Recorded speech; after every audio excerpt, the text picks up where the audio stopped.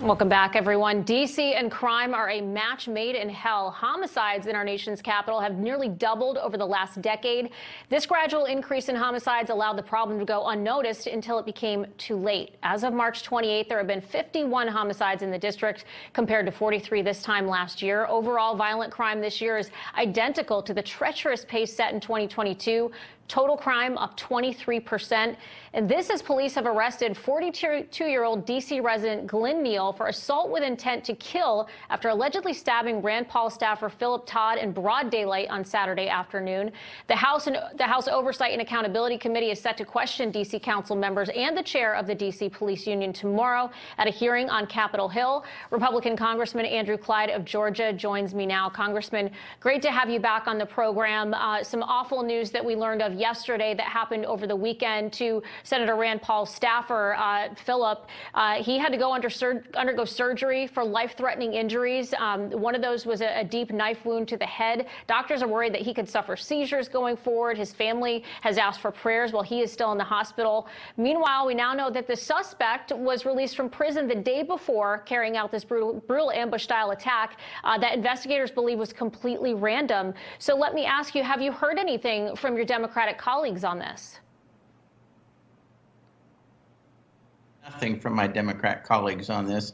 They have been absolutely silent. And this is a tragic example of exactly what has been happening in Washington, D.C. and what we are fighting against in Washington, D.C. This is why we introduced Resolution 26, Joint Resolution 26, to take down the Soft on Crime D.C. Revised Criminal Code Act, because that would have only exacerbated what we're currently seeing happening on the streets of Washington, D.C.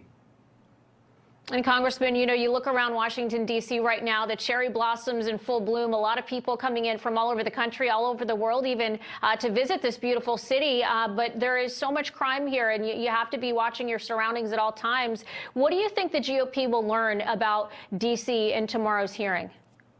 Well, I certainly look forward to having the city council before us, and I certainly am going to call them to account for the legislation that they're putting forward that Congress has had to literally engage to take down, because what you see is just an irresponsible, in my opinion, an irresponsible Washington, D.C. City Council. And I think we're going to highlight that. We're going to show the effect of crime on people's individual lives, because it's so important that people be able to be safe in this city. I mean, the folks that come from my district, Georgia 9, the people that live here in D.C., we all want to be safe.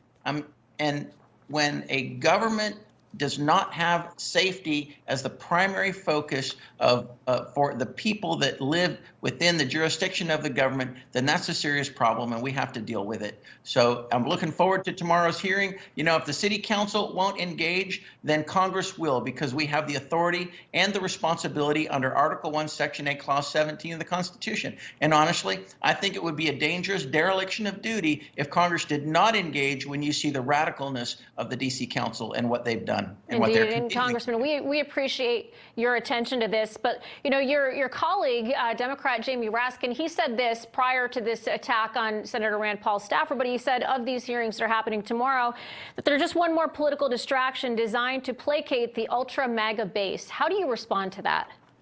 Well, I don't think the Rand Paul staffer would respond that way. I don't think his own colleague, you know, the good congresswoman who got Angie Craig, who got assaulted in her own apartment complex, in the elevator of her apartment complex, the very morning of the vote in the House. I don't think she would say that. I think that's pretty irresponsible of Jamie Raskin.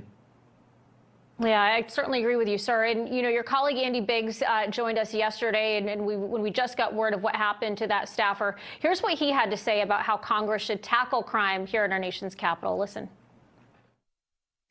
This is one more reason, in my opinion, that we should probably do away with D.C. home rule. I hate to politicize this thing, but this crime has just got to go. Now, we've had you on the program a couple times now to discuss this, but you led the effort to block D.C.'s crime bill. Could you explain home rule to our viewers watching at home, and if removing it is the best option going forward? I've got about 30 seconds, sir. Well, I think home rule is basically allowing Congress, allowing Washington, D.C., the residents of D.C., to govern that city. And I think that they have shown in who they're electing that it is not something that they're capable of doing right now. They want to be a state, and that's certainly not going to happen because they can't even govern a city. So it's up to Congress to do this. And under the Constitution, we have the responsibility and the authority to do it. So I think Andy Biggs is spot on here. So it's something we're going to have to look at in the future. All right, Congressman Andrew Clyde of the great state of Georgia, come on by our D.C. studio sometime. We'd love to have you here in person. Thank you, sir. Thank you, Jen.